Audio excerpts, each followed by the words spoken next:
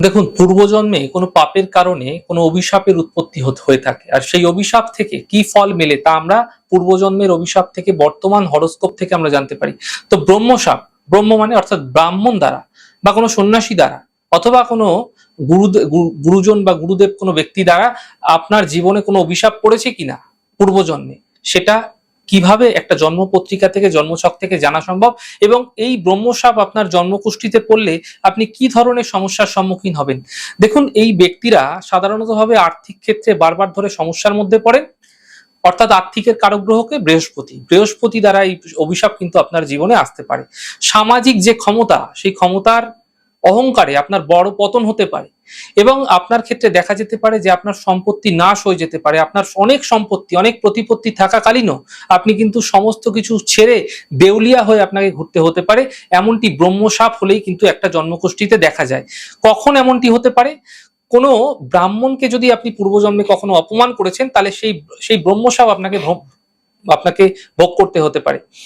এই ব্রহ্মশাপ যদি এ জন্মে ভোগ হচ্ছে, তাহলে কিভাবে একটা জন্মকুষ্ঠি থেকে, জন্মছক থেকে জানা সম্ভব। দেখুন, ধনু বা মীন রাশিতে রাহু যদি অধিষ্ঠান করছে আপনার জন্মকুষ্ঠিতে, বর্তমান জন্মকুষ্ঠিতে, এবং পঞ্চম ভাবের সঙ্গে বৃহস্পতির কোনো যোগাযোগ আছে, তাহলে নিশ্চিতভাবে জানবেন পূর্বজন্মের কোনো ব্রহ্মশাপ অর্থাৎ ব্রাহ্মণের অভিশাপ আপনার জীবনে অবশ্যই পড়ছে। বা নবমপতি, পঞ্চমপতি যদি অষ্টম ভাবের সঙ্গে সম্পর্কিত রাখে এবং বৃহস্পতির সঙ্গে কোনো জোরালো সম্পর্ক থাকে, তাহলে অবশ্যই জানবেন পূর্বজন্মের কোনো অভিশাপ আপনার জীবনে অবশ্যই পড়ছে।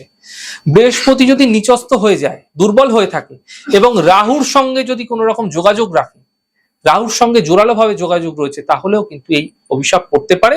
কিন্তু মাথায় রাখতে হবে, বৃহস্পতিকে পঞ্চম ভাব সম্পর্কিত হতে হবে। বৃহস্পতি যদি শনি গ্রহের নবাংশের মধ্যে থাকছে এবং পঞ্চম ভাব সম্পর্কিত থাকছে, তাহলেও কিন্তু এই ব্রহ্মশাপ পড়তে পারে আপনার ক্ষেত্রে। তো বিভিন্নভাবে এই ব্রহ্মশাপ আপনার জীবনে পড়তে পারে। এই ব্রহ্মশাপ থেকে মুক্তির উপায় হচ্ছে, বর্তমানে আপনারা কি করবেন, ব্রাহ্মণদের যথাসম্ভব সাপ্তাহিকভাবে, মাসিকভাবে কোনো পূজা আর্চার দিনে কোনো বিশেষ তিথিতে দান দক্ষিণা করুন, ভজন করান। এতে কিন্তু ব্রহ্মশাপের যে প্রভাব তা কম হতে আপনারা দেখতে পাবেন।